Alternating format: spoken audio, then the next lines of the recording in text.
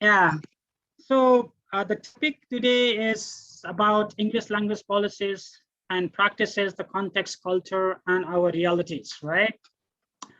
So Professor Pennycook, as I also mentioned before, that English has been a global language and has spread across the world in several forms. Some people observe that it has been a tool for cultural and linguistic invasion into some non-English native speaking countries, right? And your work in starting from 1990, it also has been very critical on this issue. So this research to think that English might be a force in squeezing the linguistic diversity in multilingual and plurilingual societies like ours, right? So based on your experience working in several countries in Asia, Europe, and Australia, even Canada, what do you think is behind this increasing political power of English and its teaching at the global level? So we would love to learn about that. Okay, thank you. I think there are actually at least two different issues there. If we look at what leads to the global spread of English, I'll come back to that. The first part of the question was to do with whether we see English as a linguistic invasion. One of the things I would say is, I think we need to be careful with some of the ways we talk about this. People have talked about English as a killer language, talk about linguistic genocide and so on. I'm not sure they're useful terms, though they raise the critical issue of the problems for multilingualism when you have a very powerful language. It's been pointed out that sometimes the experiences of, say, Australia and the United States, where the relationship between English and indigenous languages is a fairly direct one, right? In Australia, English isn't actually the official language of Australia, but that's an issue of policy. But the dominance of English in Australia is also very multilingual, but it is a major threat for indigenous languages. And there were many indigenous languages when Europeans first invaded Australia. There are far fewer being used now. But in other contexts, English isn't certainly not such a direct threat. And people looking at Africa and other parts of Asia have said, in fact, small-scale multilingualism is surviving quite well in many parts of the world and isn't necessarily threatened in that way. But I think in your question you used the word squeezing. What role does English play in squeezing multilingualism? And I think it's a really good term, that it's because the problem is often it's not so direct from English. And if you look at Nepal and India and a lot of other countries in the region, different languages in Nepal are more directly threatened by Nepali than by English. But English squeezes the possibilities there. And Andy Kirkpatrick has written interesting about the language policies in ASEAN, the Association of Southeast Asian Nations, right? And arguing that the problem is that, the actual official policy of ASEAN is to use English. It's unlike the European Union, which has always tried to maintain a multilingual policy, at least in theory. ASEAN has opted for English being the official language of ASEAN as a political body. And that's linked to a whole move to English learning in the region, plus countries such as Singapore, Malaysia, Philippines that already had a lot of English.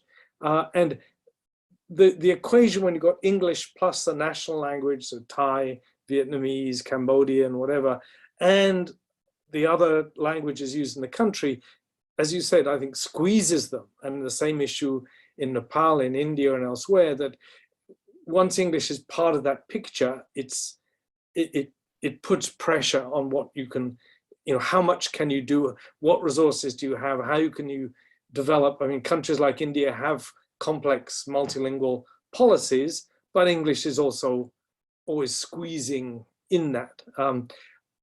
Local languages, tribal languages, they're called, in India are, of course, threatened by Hindi. They're threatened by strong local languages as well as English, but it's part of that picture. And I think we have to look at that complexity and work out how we can operate with it.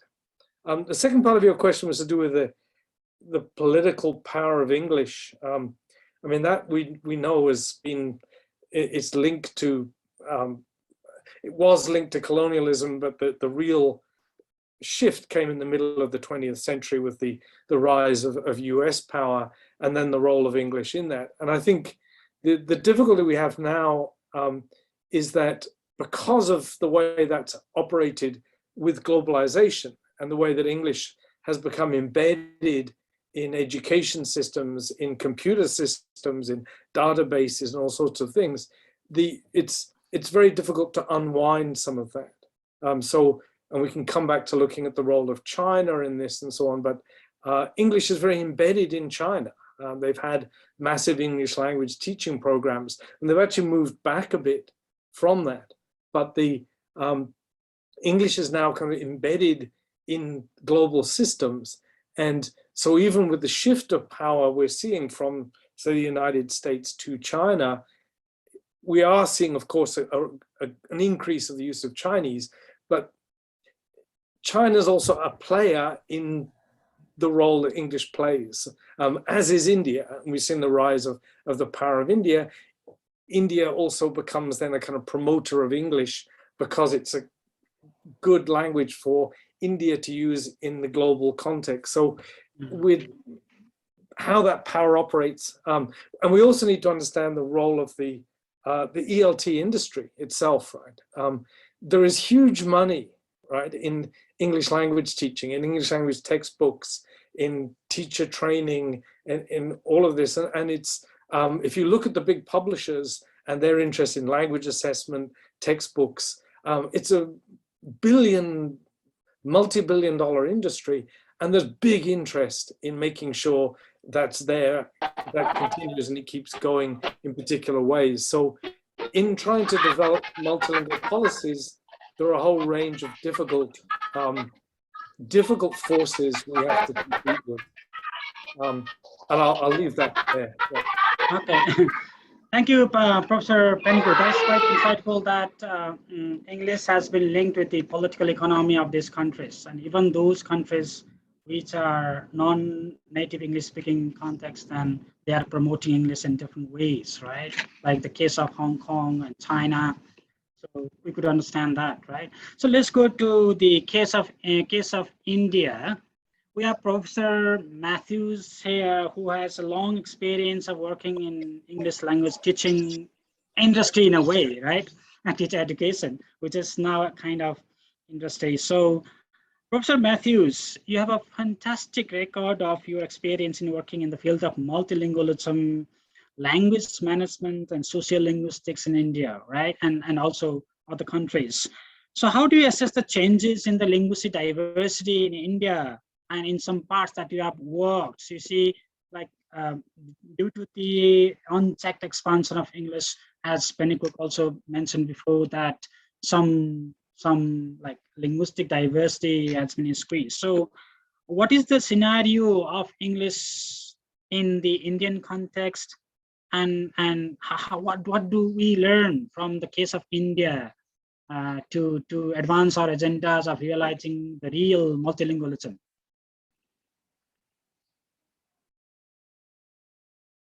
You are muted. Okay. Yeah. So first of all, good morning to everybody. And Alastair Pennycook has already sort of hinted at the kinds of things that are happening in India, and he, in fact, would be a much better person to sort of take stock of things like that. And in a sense, I'm a university academic and have worked with teachers and assessment people and so on all these years. But then anyway, so what I would like to actually talk about from as an Indian working in India most of the time is about the kind of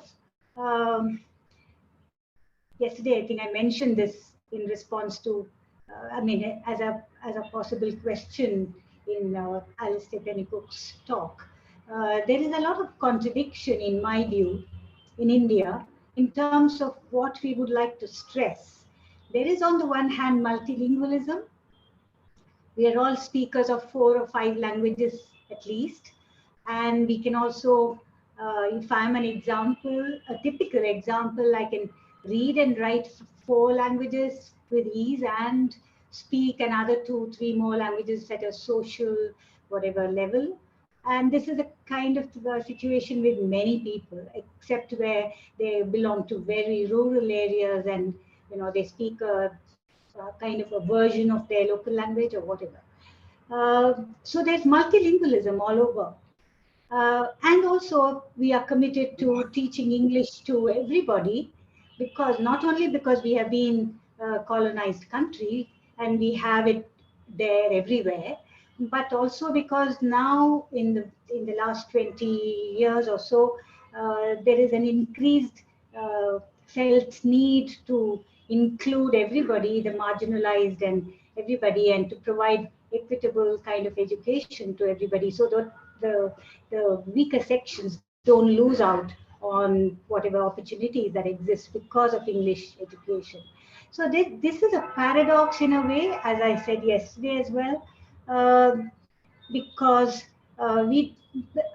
although we don't believe in genocide, English and so on, the local languages going away, but it's happening because we know that at least 35% of schools in India are private and they all offer English medium education.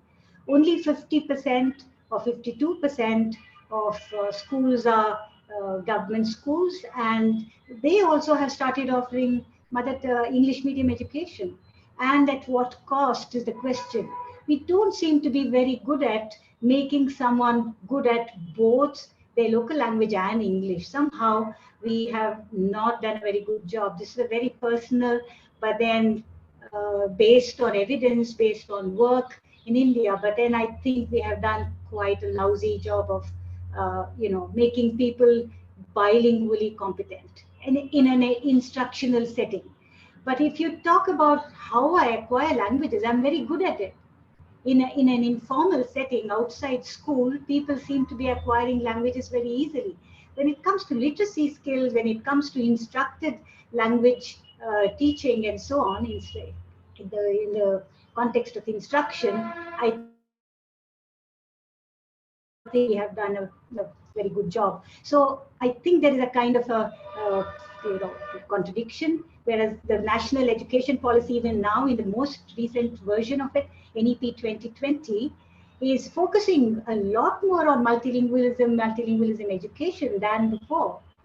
Not that earlier policies did not focus on that, but then if you looked at the on the ground reality or implementation, we lacked quite a bit in that. Of course, classrooms are bilingual, multilingual, and there's a lot of translanguaging going on, but then we test single languages, we assess single languages, and that too, only reading and writing. So somehow it is all topsy-turvy, if you like. So there is a lot of demand for English learning outside the curriculum, although students have gone through at least 12 years of English instruction at school level, and they come to the university. In Delhi University, we had to set up an English proficiency program outside the curriculum, and even English medium students throughout their school enrolled on it because they wanted to learn English, because that whatever they had learned wasn't quite enough to study through that at the university level, or to be socially competent or whatever. So what am I don't know whether I should. And of course, now one of the main reasons for why we have sort of failed in this whole thing is about teachers competence in not only pedagogy, but then also their language. Even as NEP is being implemented, at least two states have introduced English medium instruction in primary schools. The state that I live in, Telangana, and also Andhra Pradesh, both have made all their government schools English medium. And the mammoth task of training them not only in English language pedagogy or subject pedagogy, but English language itself is really, really very challenging. And I think it will not probably ensure that they have adequate language proficiency here when Telangana schools begin to impart English medium education from June onwards, June or May onwards. How much do I have to make one more comment? Professor Matthews, I will come to another question later about the professional development of teachers. So I think the case of India is very much similar to the case of Nepal. And we have Dr. Awasthi here, who has a wide range of experience working at the government and as a scholar and as a researcher in multilingualism. So I would love to hear from Professor Awasthi about the current scenario of English language policies and the practices in Nepal, and what impacts do these English language policies and practices have on our linguistic diversity. As a chairperson of the Language Commission in Nepal, I think you have a very comprehensive understanding of this issue now. So, Professor Dr. Awasthi, so how do you think? Thank you, Dr. Poudel. I'm extremely grateful to you and the entire team. Thank you for this very enlightening sharing. I really appreciate the arguments that we are hearing from Professor Pennycook, Professor Mathew. These are all very enlightening observations. Your point of this departure for Nepal is very clear. You see, Nepal's social construct is largely multilingual. There is no question about it. We have been multilingual forever. Nepal's linguistic diversity is there from time immemorial. That's why this is a kind of inherent linguistic diversity that we can see still in Nepal. But the question again is that the importation of monolingual ideologies that are mainly harming our this multilingualism and reducing the diversity that we still see. We still celebrate linguistic diversity, but reduction has been very visible due to the importation of monolingual ideologies. That is one scenario I would like to share with. The policy constructs of Nepal appear to have been recognizing the importance of monolingualism. That's why our constitution has very clearly articulated the need for mother tongue education, indigenous these practices, including the use of a local language. So that part has been very clearly manifested in our legislature. The question again is that the tensions between the social constitution and the political manifestation do not match. These things have been very serious to us. The power of English, power of Nepali, or power of any other minority language cannot be compared. The power of English so large, so all embracing that it has reduced the power of Nepali, reduced the power of mother tongue. That's why it is not true that Nepali is harming more to mother tongues. English is largely uprooting the entire construct of Nepal's diversity, linguistic diversity. That's why I think we have to be very careful about seeing that how deep is the power of English because of 1835 Macaulay minutes. If you look at that South Asia, that is very damaging. The way that the Macaulay minutes have been recognizing the importance of English, monolingual, this policy construct. These things have been manifested in Nepal's policy construct as well. That's why indirectly, although we did not have any experience of colonization, we had no colonial experience. And the question again is that our entire engagement with the international community, with South Asian, the linkage because of our very close, intimate relations with the neighboring countries, that the mindsets of Nepal also have been very monolingual in terms of the existing spread of English. So finally, I would like to see that the policy implications are very visible. That medium instruction has been now introduced in schools at the primary level. which is damaging in relation to the learning. Cognition has been reduced. So these are all very huge problems that we are facing. The policy is positive in terms of promoting the multilingual construct. The practice part is very damaging to the entire construct of language education in Nepal. Thank you very much.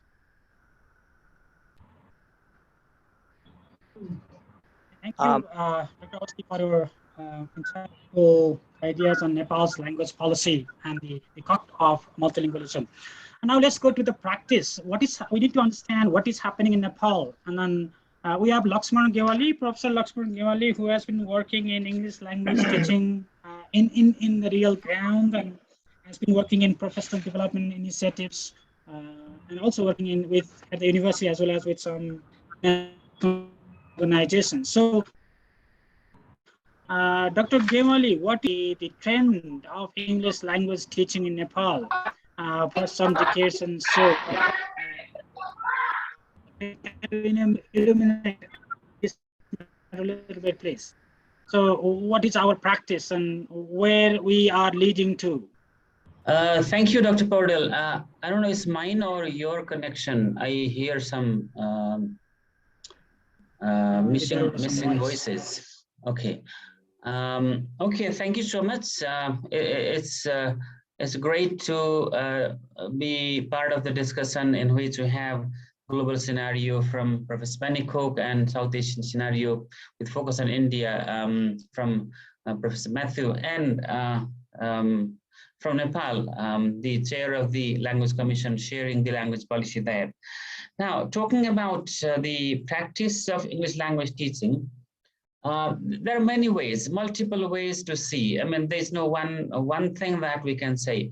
For example, there's a sweeping psychology that shows that learning English at the cost of anything is sort of emancipation. That's what people think. That's what we have been, seeing in the children who are growing, trying to learn their mother tongue, are forced to learn English words. So that is one. And the other, schooling here, we have 29% children, students going to English medium schools, private schools. They're synonymous. Private means English medium. And then 79% children going to public schools, which means Nepali medium. But when we go to schools then, so there are several schools that have adopted, interestingly, two-tier system in the same schools, in the same compound.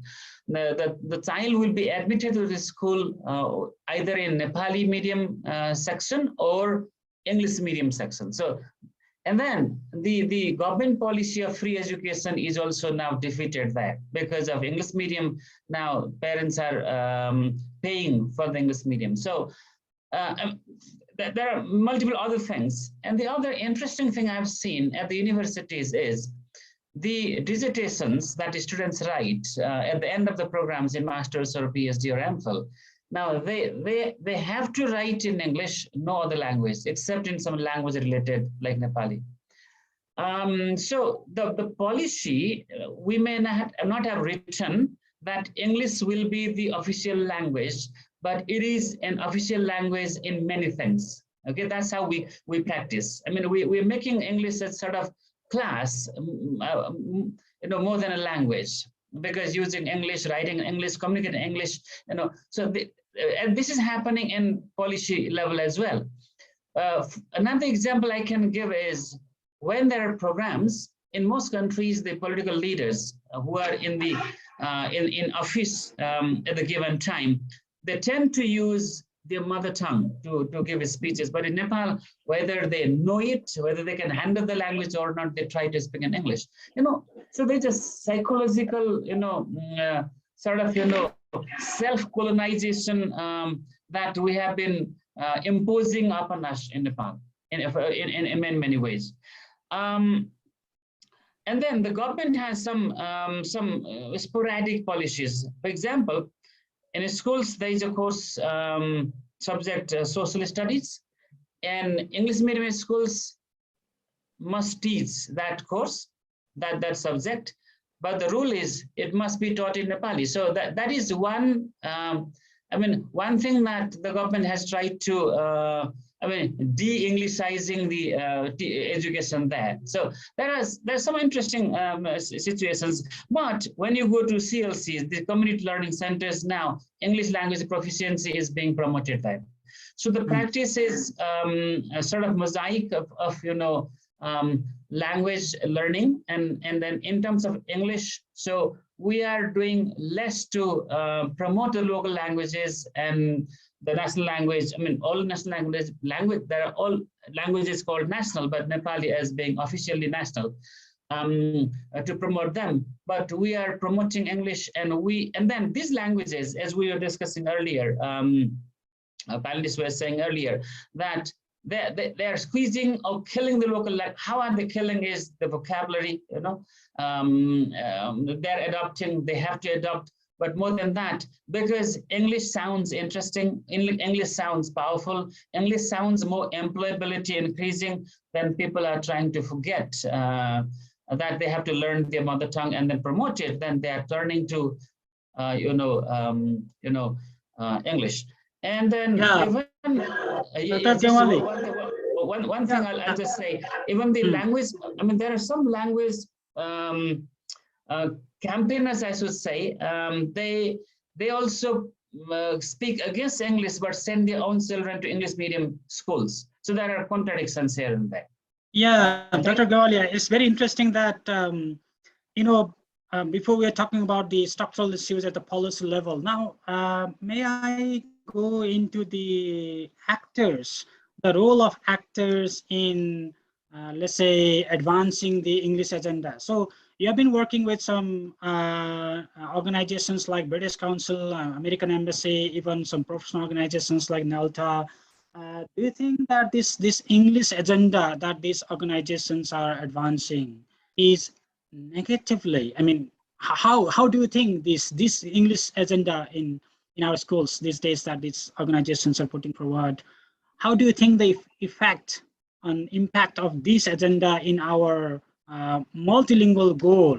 As Awasthi said, we have a very good policies, right? And favorable policies for promoting multilingualism, but these organizations are working in the areas of advancing English agenda. So how do you think the interaction between the two, as an experienced, consultant and, researcher in this area? Okay, thank you. Yeah, thank you. I mean, again, there are some paradoxical things. We have we've seen that a lot of efforts being made, a lot of big budgets being spent on multilingual campaign, but because of these the way we are promoting English, then we discuss politically, ideologically we discuss multilingualism, but practically there are personal choices. And then what we see now is the activities, the promotion of English language teaching and education in this country, with the support of the organizations that you mentioned. We are promoting English more than ever before. And then its impact, as you are asking me, is on multilingual campaign. This campaign is there increasing in only political, ideological level, but in the real ground level, it's being defeated, I should say, because you can travel to villages, you can travel to in any countryside, rural parts, then you see that people are happy when their children, you can use English words. And if they do not know their local language, I think it's not a matter of shame. It's a matter of pride. So in short, I say that English is being promoted and multilingualism, the purpose of multilingualism is actually being defeated. Okay, thank you very much, Professor Gnawali, for your very concrete examples on the practice of English language teaching and Englishizing education in Nepal. So building on your arguments, may I go to Dr. Awasthi? So how do you think we need a kind of, what kind of intervention we need to create a kind of balance between these languages so that we can realize our multilingual goal? This is important because we have failed in advancing our multilingualism despite our fine-tuned policies in languages, right? And the role of actors have been quite controversial and paradoxical. So what do you think we need to do to realize this agenda, and also establish a kind of coexistence among English and other languages? Thank you. In the case of That's Nepal. a very remarkable observation. I really appreciate that. Professor Gnawali gave a very good example of how we see the space of English and other languages. That's very remarkable input. From my side, I would just see that we have to find a space for English. We are not saying that we should do without English, but we also need to pay a very adequate attention in a way that pay an adequate attention that how we learn English better. Now, are we learning English better without their home language L1 or Nepali, or can English be better with only English medium instructions? That can be a big question for us. So, people like myself, we always feel that we have made a very wrong choice. We are misinformed, and for actors, you're talking about the actors are also misguided. There are misconceptions. So demystification should be one of the agenda items for our English language education. And we are not saying that we should already reject the agenda of English. We are saying that how we give a very balancing space to English, including starting with their own language, home language, building on L2, and then providing a solid foundation for foreign language.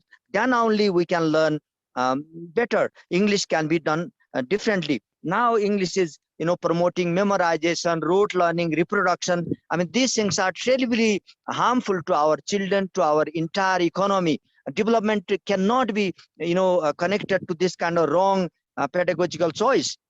So language and education, language and learning are very intrinsically connected. We cannot think of learning without a right choice of language. The right choice can be giving a right size to English, not really giving every space to English. If English is given all space in primary school, basic education, or even early ECD programs in rural areas, everywhere, I think this can be a very misleading. The scholars, those who are, like me, we are also doing very damaging things. I am using the word damaging here very much because damage is very huge. Our policy inputs are taken from the researchers. Even British Council is doing very good job. They have conducted a global research. Research very clearly shows that medium instruction is very important for our children's learning. But if the medium instruction is switched over to English, that is harmful. So English as a subject is much better than a choice of English as a medium instruction. This is how we have to actually strike a balance. And final observation from my side is that English doesn't have any legal space, or a constitutional space is not given to English. English doesn't hold any constitutional status. Still, because of our, the wider contact, wider this networking, English has received a very, significant space. But that space is now taking over the space of other languages, space of second language. That has to be somewhat reflected upon. I would certainly see that balancing is critical for us to think of. Thank you very much. Thank you, Dr. Awasthi, for your insightful, ideas about the practical solutions that we might be considering in the future to establish a coexistence between languages. So, hearing this to scholars from Nepal, I would like to go to Professor Pennycook. Professor Pennycook, so what do you think? What kind of examples do you have, if any, around the world regarding the promotion of multilingualism at the same time protecting the role of English? I mean, creating spaces for all the languages to protect their culture and linguistic diversity. So yeah, I think you have worked in Philippines and in other countries. So are there some research evidence that support our arguments and that also helps us to guide our future policies? Yes, and I think Dr. Awasthi has named it best here, which is the problem, as he put it, of the importation of English monolingual ideology. This is crucial, I think, because, as he also said, we do need to understand. We need to think how to get a space for English, also, as he put it. And I think the problem is, I mean, of course, there's a lot of, we do see resistance to English in a number of different ways, right? And for all sorts of reasons. And we might say good or bad reasons. China's been pushing back against English a bit. We also have to see that as part of China's interest in promoting Chinese. We see English being resisted in some countries in favor of another national language, saying, actually, let's have our national language, not English. What we need to do is see how that resistance, I should say also, English gets resisted because of the cultural and ideological baggage that's seen as coming with it. So if we look at Saudi Arabia, there's been a pushback against English because English is seen as connected to particular forms of religion and Western ideologies. And we see that, as a recent study of madrasa in Bangladesh saying, they're often not so much in favor of English because because actually Arabic is seen as a more important international language if you're at a madrasa. And also English is seen as connected to forms of materialism and so on that are against a kind of more spiritual education. So there's all sorts of ranges of ways in which English gets resisted for, simply put, good or bad reasons, we might say. That's too simplistic, but I think that the important point is that resistance needs to be a multilingual one, and that the point is not to say, okay, what language do we want instead? It's to understand that this has been with the promotion of English, and this is where we need to go back to that the huge industry of English language teaching. And when you look at how that operated, right, part of its interest in if you want to really sell textbooks internationally, you make beautiful glossy textbooks, and they have to be only in English, right? They can't be multilingual because you want to sell them internationally, right? English language tests have to be international, and we've been trying to raise this question, saying, could you have a multilingual language test? What would it look like, right?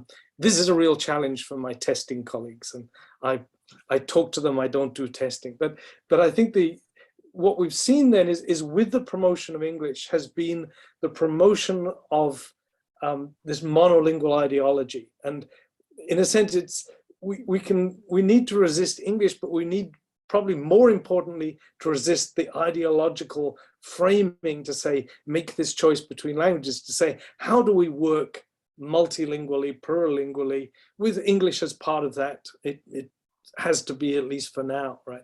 And that we are seeing some of that with the translingual languaging, translingual practices moves to say, how do we actually start to readjust? And I was thinking about what Professor Mathew was saying in India, that people are learning other languages outside the class, but struggling inside. Of course, that's also to do with literacy and scripts and formal language, but it's also this question of, what are we getting wrong educationally, that we're sort of boxing our languages into this language in this classroom, this language in this classroom, we'll teach it this way. And as Dr. Awasthi said, we're also teaching it often in very destructive ways that are not good educationally for those students.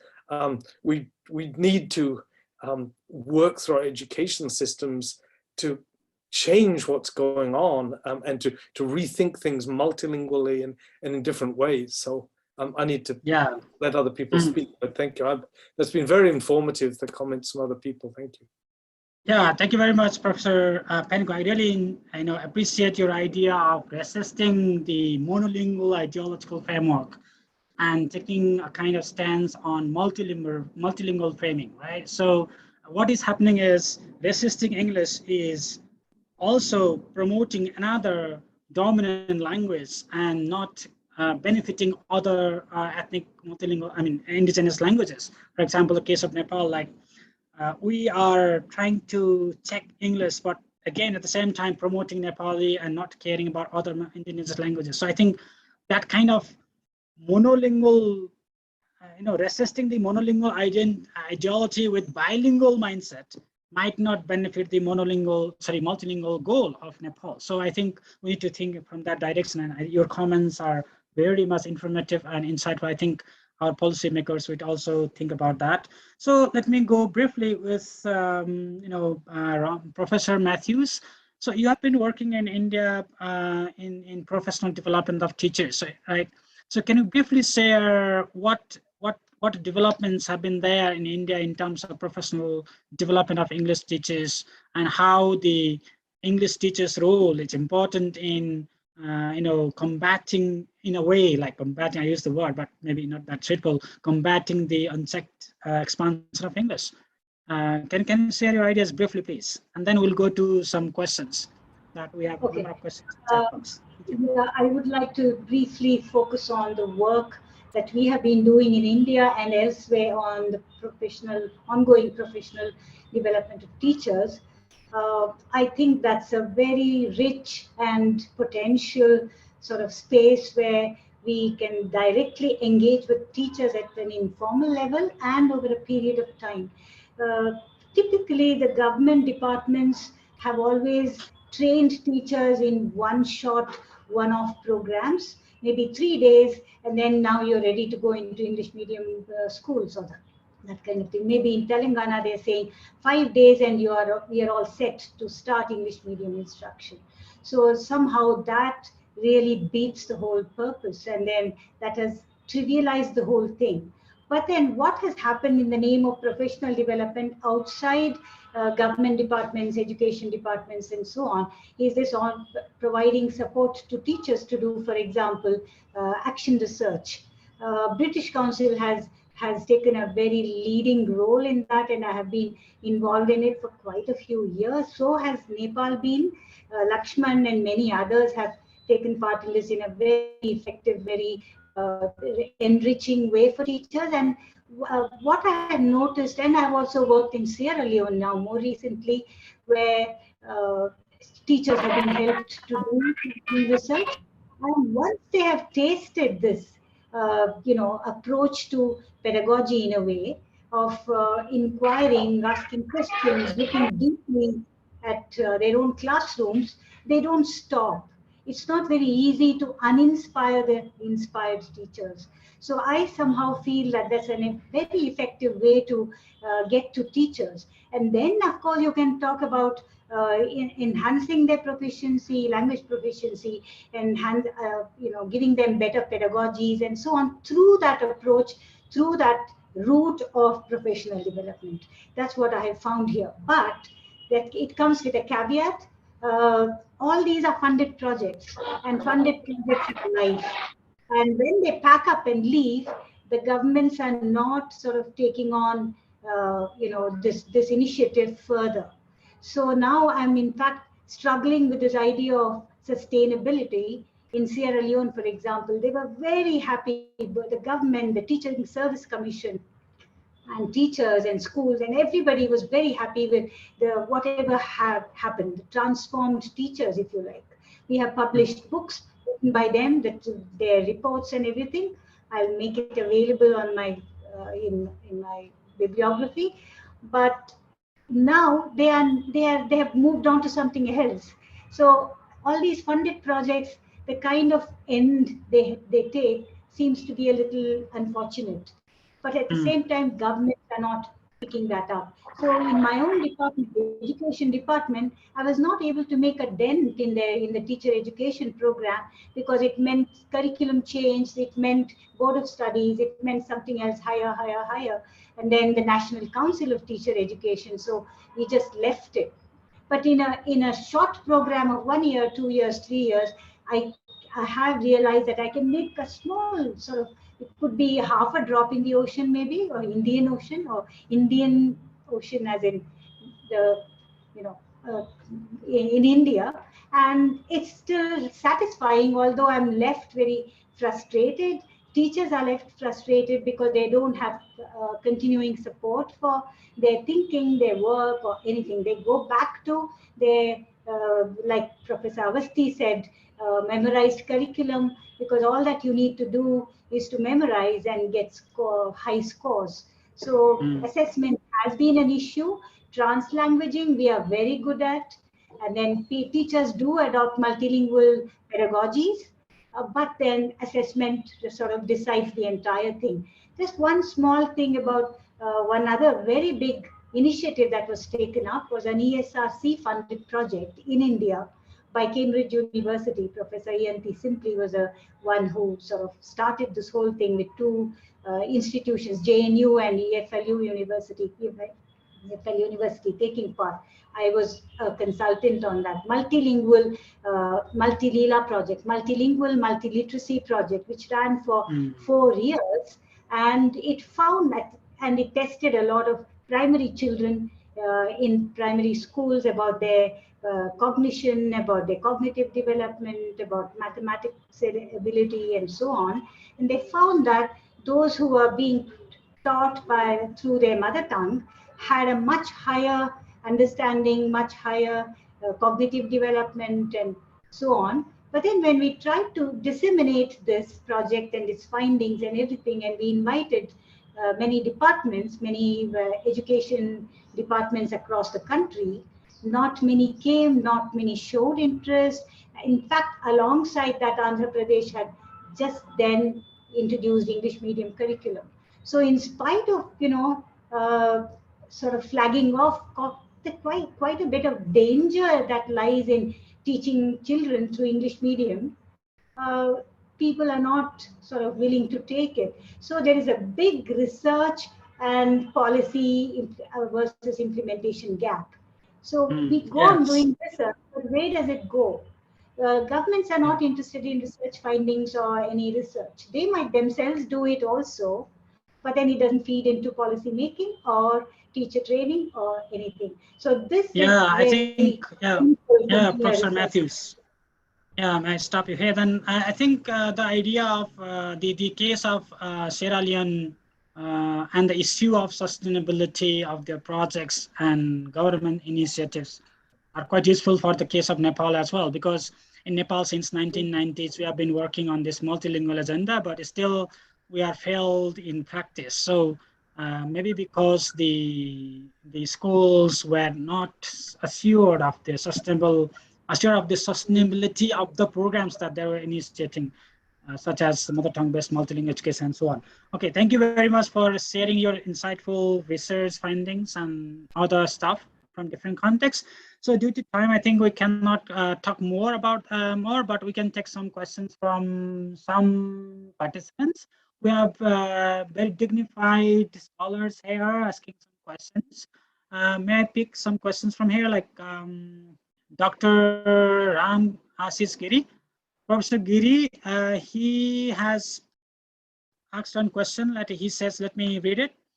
As it was rightly pointed out in the introduction, almost every individual Nepali knows 3, 4, or more languages. So should we, as plurilingual, multilingual country, value this? What will policy or educational measures be needed to facilitate plurilingualism? So this is very practical questions that might be applicable to Nepal's case. So he has not pointed out anyone. So would you please, one of you, answer this question? Laxman to this question, or Dr. Awasthi? Or... Thank you very much. I think that's a very insightful question. We really appreciate that.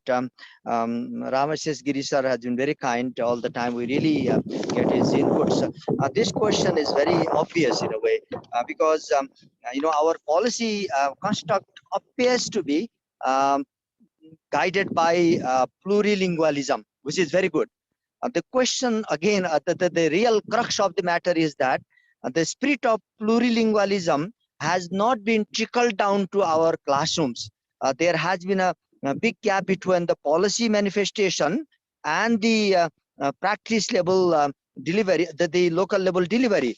The role of teacher is extremely crucial, how we prepare teachers and how we really make them understand that the central part of our engagement is a student. So if students' space is secure, if we recognize their learning, that would be the best part of making our connection to plurilingualism. Thank you very much.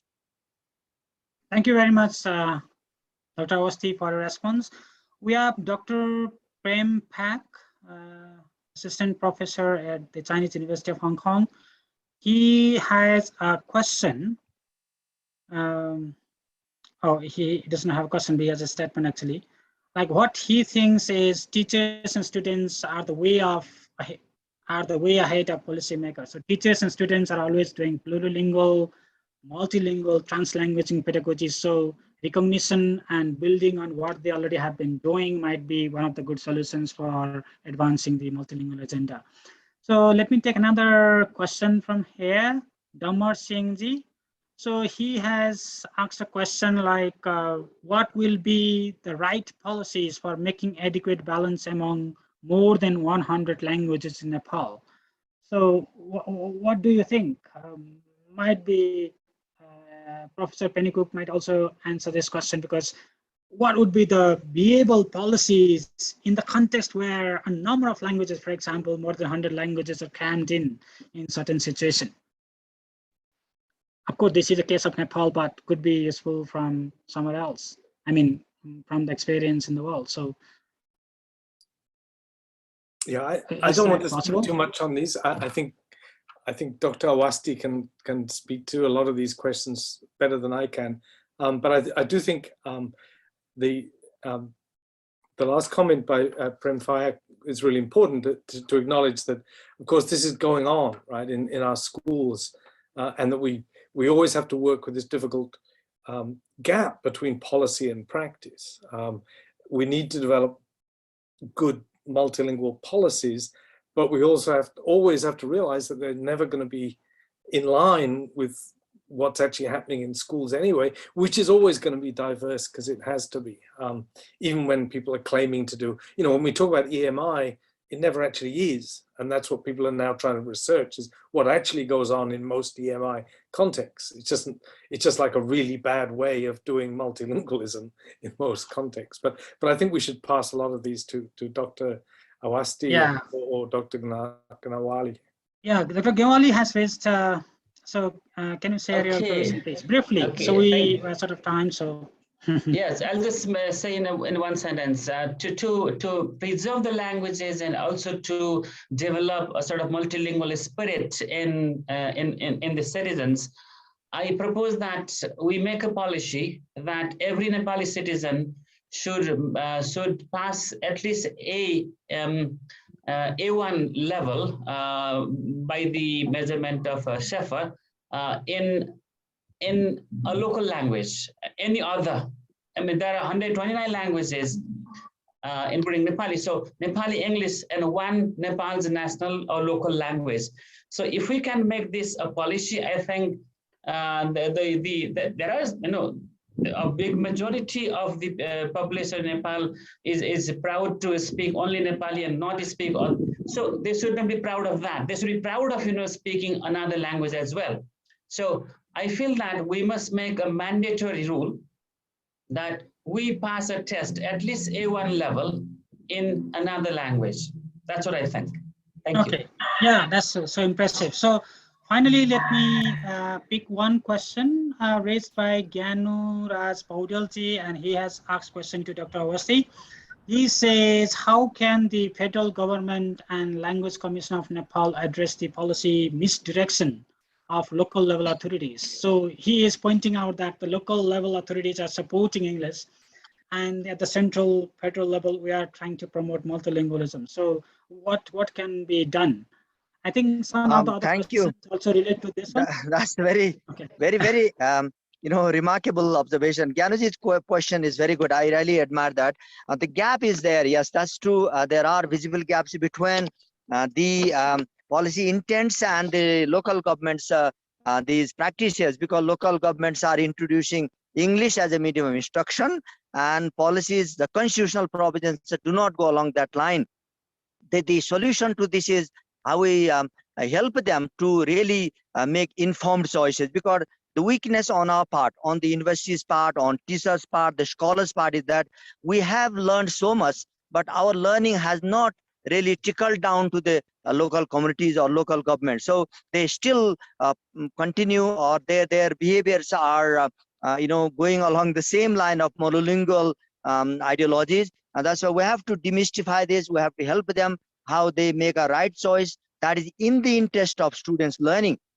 The point again is that inclusivity is very important, because we're not saying that all languages should operate in one classroom. We are not saying that 130 languages go in one setting. It is a kind of inclusive policy that we have to introduce, and then we can manage 2-3 languages. We can easily respond to the needs of our children by providing that opportunity through local governments, this policy environment, as well as support that we can give the school for implementing the program through our teachers, these networking.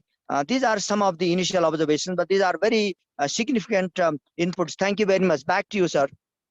Thank you, Dr. Awasthi, for your great, ideas on these issues of settling this this policy practice gap.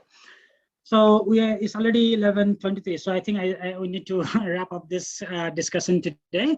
So I wish we had like 2-3 hours, so we could have more discussions and sharing of observations. So, but we have to give platform for the other plenaries, parallel sessions.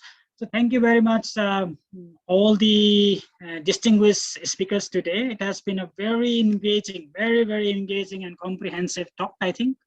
I think our participants benefited a lot, and we are opening up new ideas on how to address this, how to address this kind of debate and then policy practice gap in Nepal and elsewhere in the multilingual context.